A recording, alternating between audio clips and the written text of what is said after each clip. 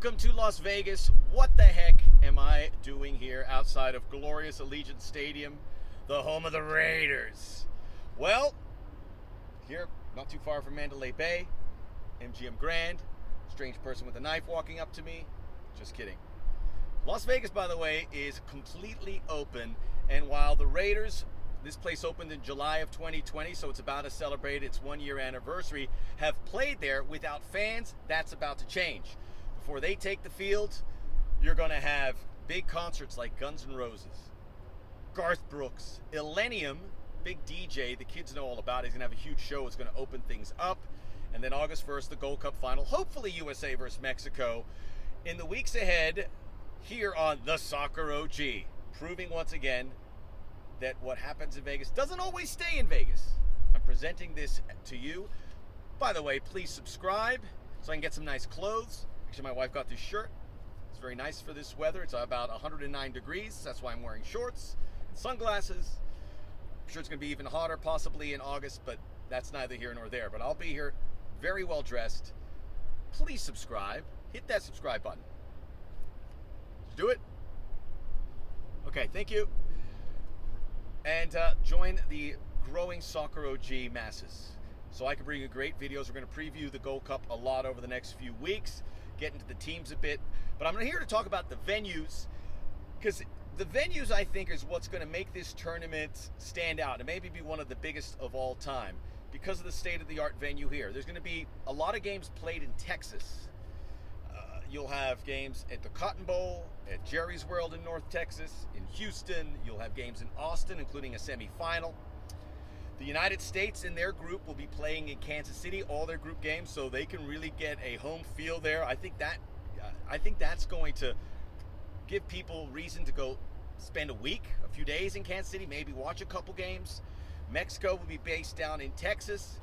I think it'll have a similar situation there.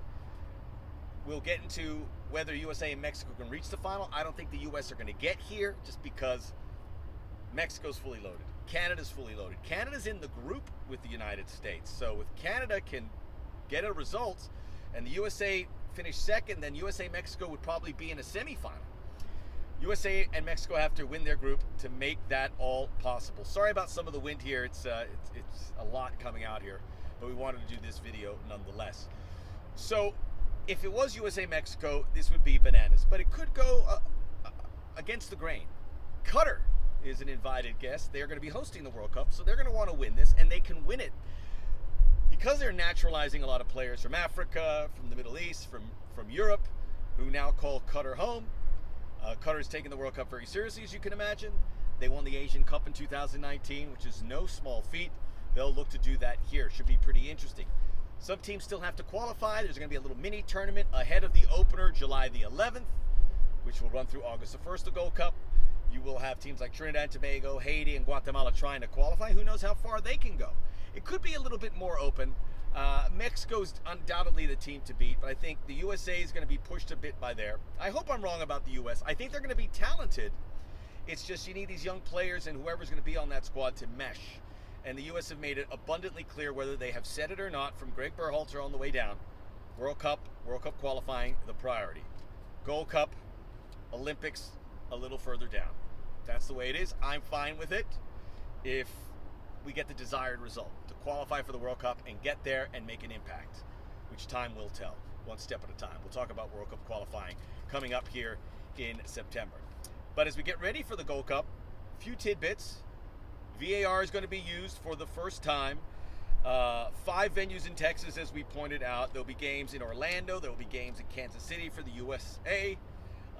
USA is in Group B. Mexico is in Group A. There is massive commercial connections involved with the Gold Cup, which is going to prop it up even further. No games in California, which is a bit of a surprise, but a sign of where this tournament's going. A final in Las Vegas. Keep in mind, this game has been in LA, the Rose Bowl on several occasions. It's been in Chicago, including in 2007 when I called the famous Benny Feilhaber goal. It's been in Santa Clara in 2017, Philadelphia. We mentioned Giant Stadium several times as well, where it's been there on 2 occasions, and also Mexico City. And now it's going to be in Las Vegas. And I don't think it's going to be the last time we see it here, because, as we said, Vegas is open. It used, because of sports gambling, you couldn't even mention professional sports here because of the gambling. But gambling is now immersed into the bloodstream for all of us in the United States. So they have a hockey team with its own stadium there. They have the Raiders who play here. Expect to see much more sports and soccer. And I know what you're thinking, it's going to be hot, but as you can see, Allegiant has a roof. It's going to have 61,000 seats for soccer. I believe it goes to 72,000 for Raider games. So everything should be accounted for. And we'll continue here on the Soccer OG. Subscribe, and we will continue to hit the road and make this a lot of fun. The Gold Cup's going to be huge, and I will be your tour guide. Talk to you very soon.